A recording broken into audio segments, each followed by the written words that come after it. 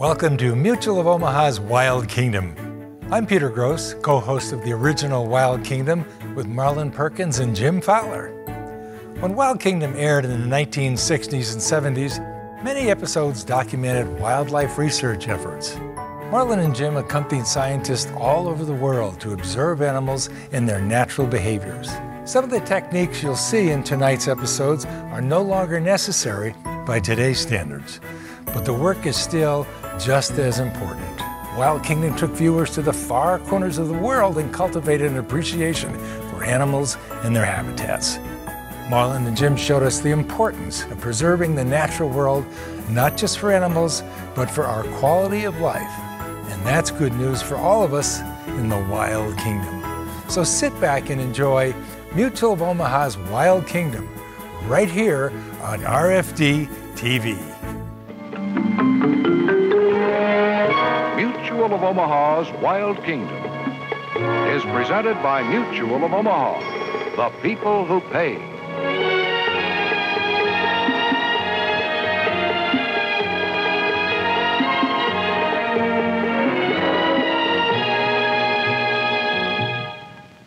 Welcome to Mutual of Omaha's Wild Kingdom.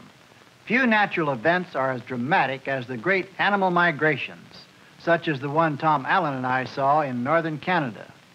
We were on a tagging expedition with scientists of the Canadian Wildlife Service and the Northwest Territories Game Department.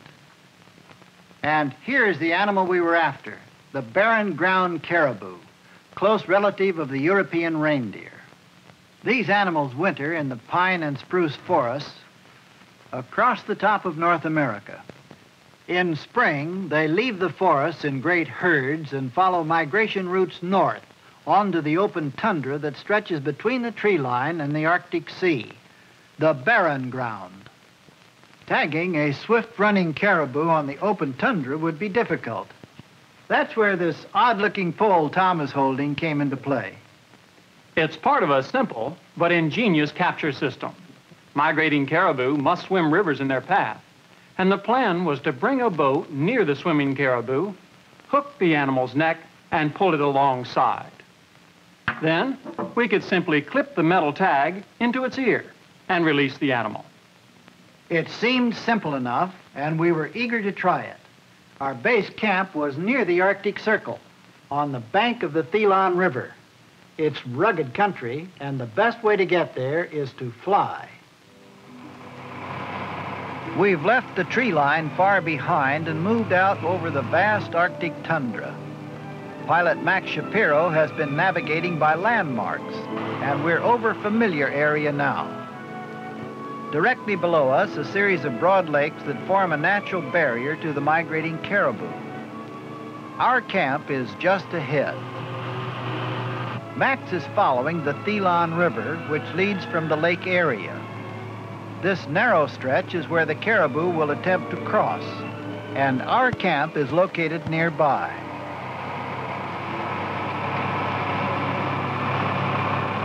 There's little wind, and the water looks calm. It should be a smooth landing. Game rangers of the tagging team are waiting for us on the same bank where Eskimos once launched their kayaks into these waters to catch swimming caribou. We'll use a modern version of the Eskimo technique. We're well upriver from the caribou crossing, so we won't spook the animals when they approach. These are two of the men who helped perfect the tagging system. Game Ranger Dave Mashenko is an expert on caribou migration, and with him is Ranger John Timmerman. There's a good view of the river from camp just above us. Tom arrived here several days ago, and he's standing watch with the man in charge of this tagging expedition, field biologist Frank Miller of the Canadian Wildlife Service. No sign of approaching caribou yet, but there's other life on the springtime tundra. Snow geese. They're nesting on an island not far from us, and Tom has been observing the geese through the scope. With no caribou in sight, this is a good time for a closer look at these fascinating birds. These big freighter canoes will be our tagging boats when the Caribou reach the river. The canoes are fast and maneuverable, and Tom will have a quick ride to the island. I'll scout here for other signs of animal life while Tom explores the snow goose nesting grounds. At the top of this rise of land, there's an Eskimo cairn, a pile of rocks built to reach above the deep snow of winter, a solitary marker in the white wilderness. It's a reminder that this land is frozen most of the year. But now in spring, the tundra bursts into life. A snowy owl with 2 owlets. Fast flying and strong, these birds are excellent hunters. There's its favorite prey, a lemming. These rodents are active all year long, tunneling beneath the deep snow in winter. Lemmings feed on the moss and lichens that now cover the tundra. The plants are springy underfoot. It's like walking on a sponge. Far ahead on the barren rocks is a ptarmigan, still in his winter plumage. Only the cocks have the black eye patch, and of course the red wattle is larger in the male. There's another spot of white just beyond the ptarmigan, an Arctic hare. This far north, it wears that coat of white fur all year long, but when you travel south, you find them in brown fur in the summer.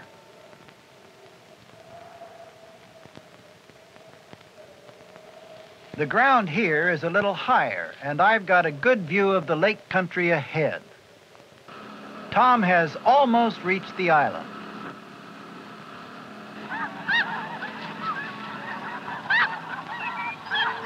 This small island is a favorite nesting site for all kinds of birds. Like the caribou, most of them are migratory visitors to the tundra every spring. Few stay year-round. These snow geese are among the first to arrive, flying up from the eastern coast of the United States.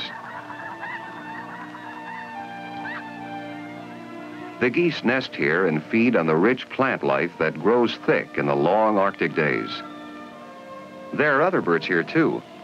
An Arctic tern, nesting after its incredible 10,000-mile flight all the way from the Antarctic to this island.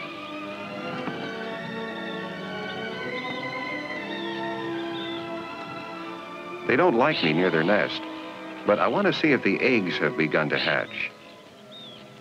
No activity yet. I'd better watch out for the parents. They're determined to drive me away from the nest.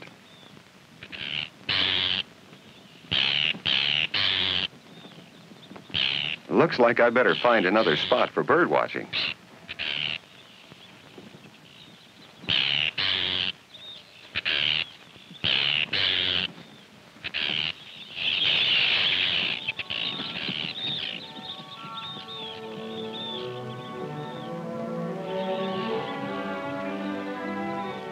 The snow geese flock on this island is a large one, and most have already hatched their young.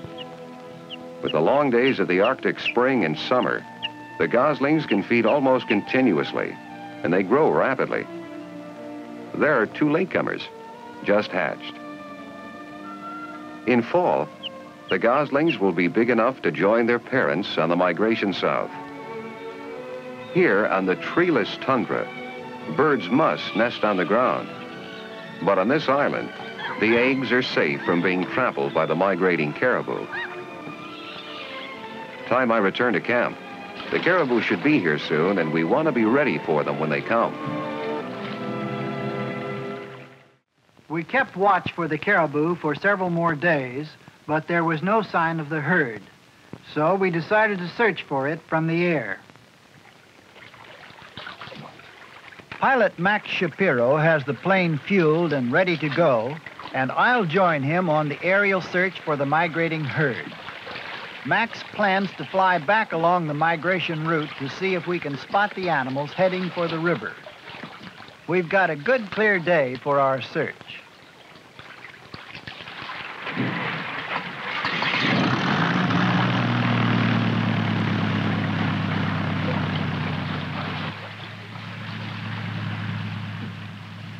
While we try to locate the herd and determine their rate of movement toward the crossing point on the Thelon River, Tom will establish a new lookout post farther upstream. The caribou should be nearby, but their schedule and route can vary from year to year. We'll soon know if they're on the way.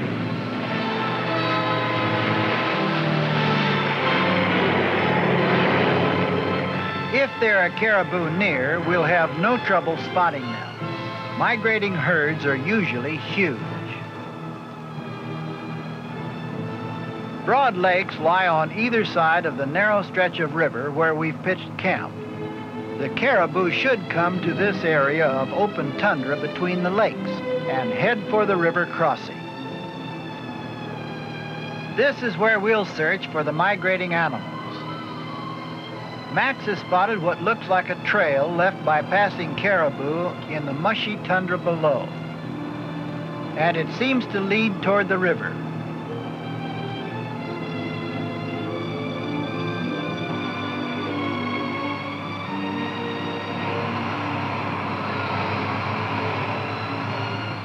If the caribou passed this way, they should be somewhere up ahead, and we should overtake them soon.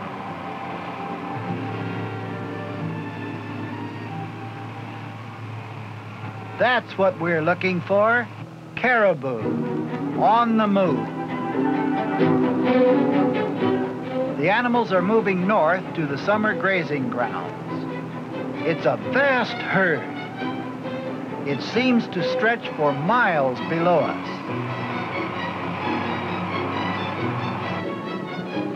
This is actually the caribou's second spring migration. The first was when the cows left the spruce forest far to the south to bear their calves on the open tundra. While we're over the herd, Max will drop down for a closer look to check the condition of the calves.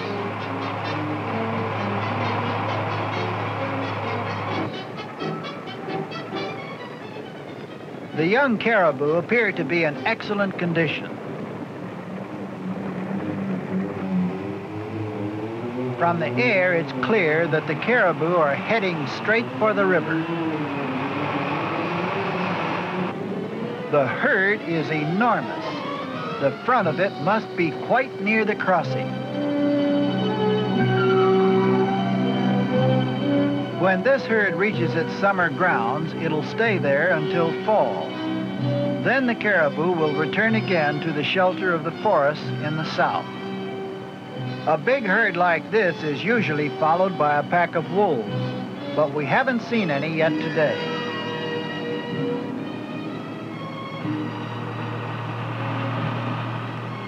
We still haven't reached the head of the herd, but it's in sight now.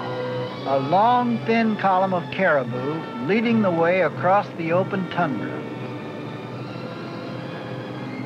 At the rate they're moving, the head of that column will be at the river very soon. They should be in view of the men on the ground before long. Frank has sighted the first caribou coming across the tundra, and we should have a good view of the approach to the river crossing from our new lookout point here. This is where the river narrows. The caribou have crossed here for centuries. In years past, Eskimo hunters have probably stood watch on this bank just as we're doing today, waiting for the first caribou to arrive.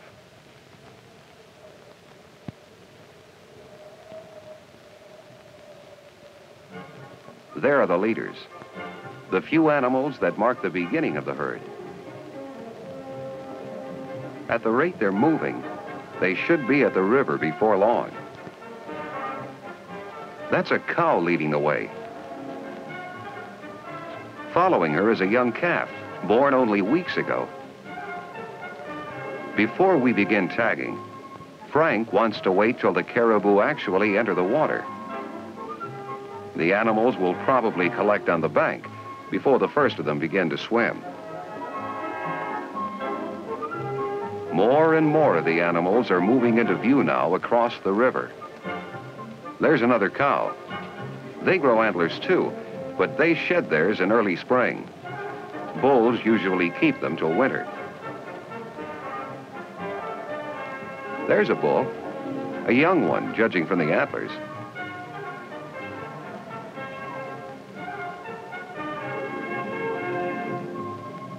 The head of this column will be at the water before long. And it looks like Marlin's returning just in time.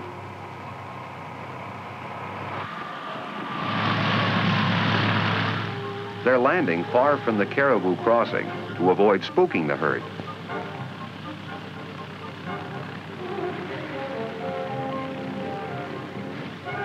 It's time to get our tagging canoes ready for launching.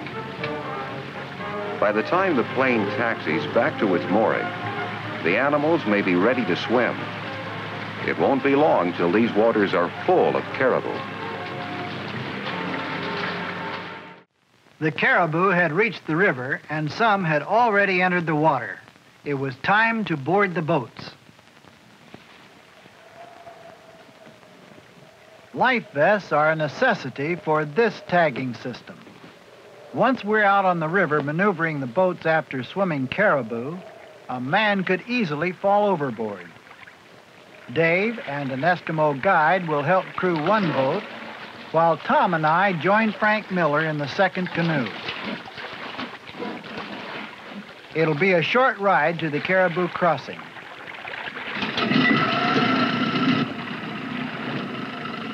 Several of the caribou have just entered the water at the crossing, and the idea now is to reach the swimming animals before they can get to the opposite shore and climb out.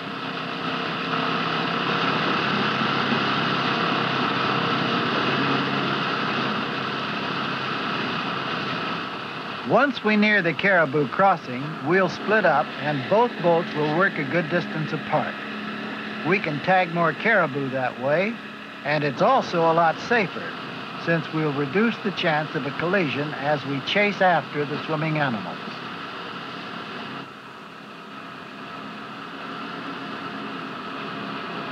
The crossing point is just ahead of us now, and we should spot some caribou soon.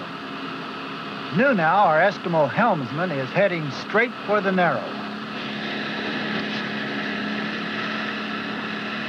There's what we're looking for. Caribou.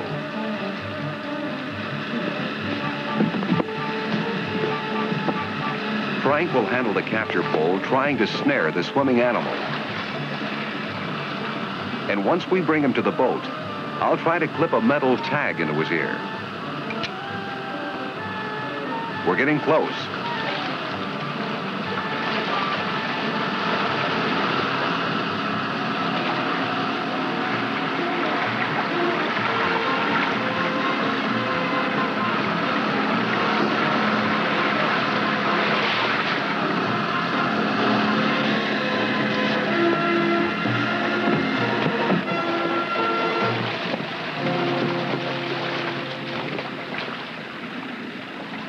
Now for the ear tag.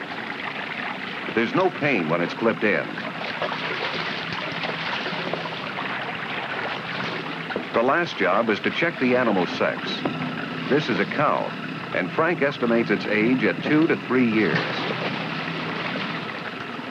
Nuno will search for more caribou, while Marlin enters the information along with the tag number in his logbook.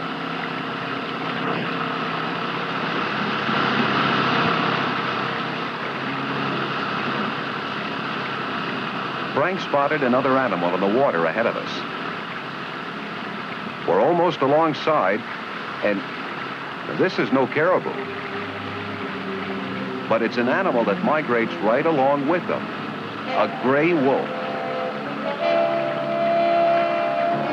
These predators follow the big herds constantly on the migration, even swimming the river to stay with them. Another caribou just ahead. Nuno's bringing the boat between the animal and the shore.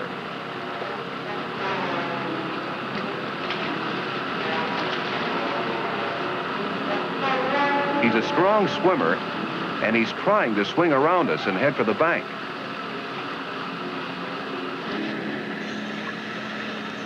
We'll have another pass at him.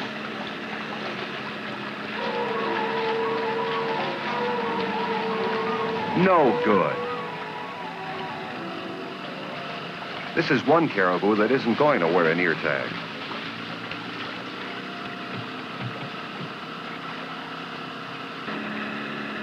There are more caribou in the water ahead, but they're nearing shore. We'll have to keep the boat between the animals and the bank.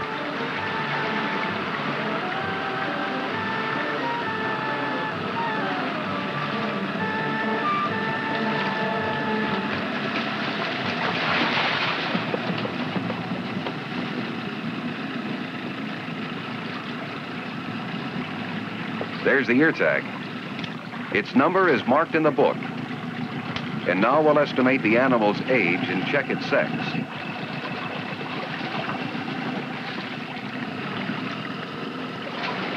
That was another cow.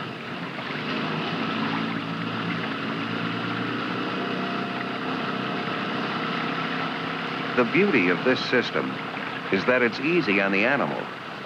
The water cushions the shock when we hook the caribou.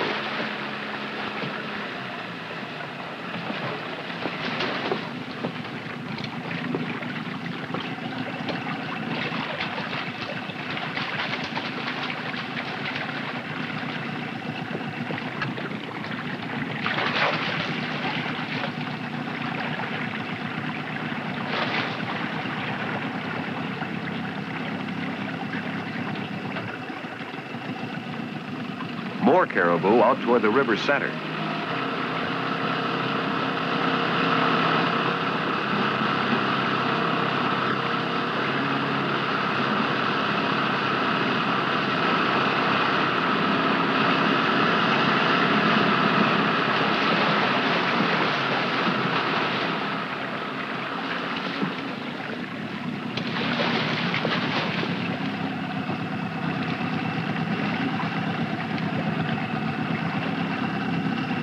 It may be that most of the bulls are trailing the rest of the herd to the summer grazing grounds, as sometimes happens.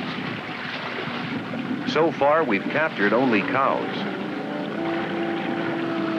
This information will lead to a better understanding of the seasonal movements of the far-ranging animals. Our tagging project today can help assure that there will always be a migration of the caribou. We continued to work with Frank Miller and the Rangers, tagging more caribou as they swam the river. We were able to tag a great many animals. Across the river, the caribou reformed into the great herd and continued on their northward migration. The ear tags that some of them carried may help assure that their migration will be repeated in years to come. As Eskimo hunters send in tags or scientists recapture marked animals, much will be revealed about the caribou's migration patterns. The fate of the caribou rests in the hands of a few hard-working and dedicated men. Because of them and the programs that support their work, we may continue to enjoy one of the great wonders of the wild kingdom. Mutual of Omaha, the people who pay, has presented Mutual of Omaha's Wild Kingdom.